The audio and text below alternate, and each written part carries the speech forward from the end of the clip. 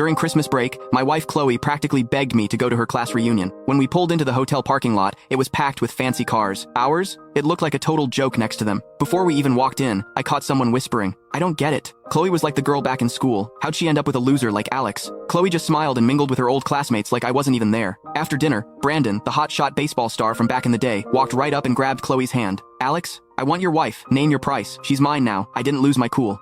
I just laughed. "You two might want to think twice. Divorcing me is gonna cost you way more than you think." Honestly, I wouldn't have come to this stupid reunion if Chloe hadn't kept bugging me about it. We'd been together for years, so I figured I'd take a day off and show up. But I never expected someone to hit on my wife right in front of me at dinner. What really got me? Chloe was totally into it. "Long time no see. Your negotiating skills have gotten better," Brandon said, leaning back and twirling his car keys. "Consider the money a thank you for babysitting Chloe all these years. You think you can threaten me with jail? Do you even know who I am?" Before I could say anything, Chloe snuggled up to Brandon. She was wearing this bright red dress, makeup perfect, but now she was draped all over another guy, acting all helpless. "Alex, just take the money. It's better for everyone." I smirked watching them cuddle up. "So you two planned this whole thing, huh?" Chloe had been calling me non-stop lately, pushing me to come to this reunion. Now it made sense. She teamed up with the school's golden boy to pressure me into a divorce in front of everyone. No wonder she'd been so distant since we got married. She had someone else on her mind the whole time. The second I said that, Chloe's face changed. "What are you talking about? Brandon and I are in love. If he hadn't been forced to study abroad, we would have been together years ago." I was floored. Everyone knew Brandon dumped her back then. Now suddenly, it's some tragic love story?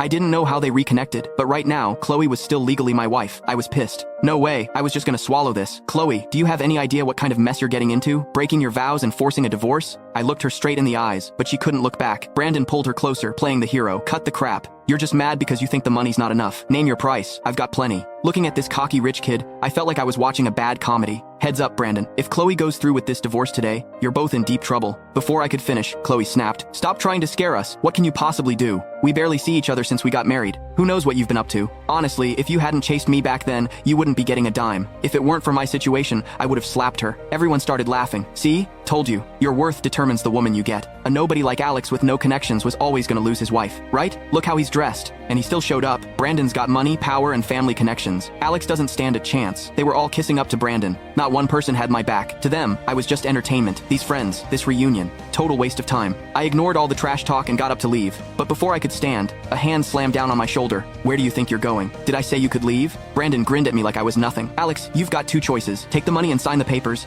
or I beat you until you sign. Your call." I couldn't help but laugh. "You sure you want me to choose?" Brandon was too full of himself to notice the mess he was making. "Yeah, agree to the divorce, and I'll make sure you live comfortably for the rest of your life." I held back my anger and said slowly, "Fine, I'll divorce Chloe. Keep the money. But," I paused, "let me make a phone call first. This isn't something I can decide on my own." Brandon burst out laughing. "You think you're that important?" Click the link in my bio to get the full story for free.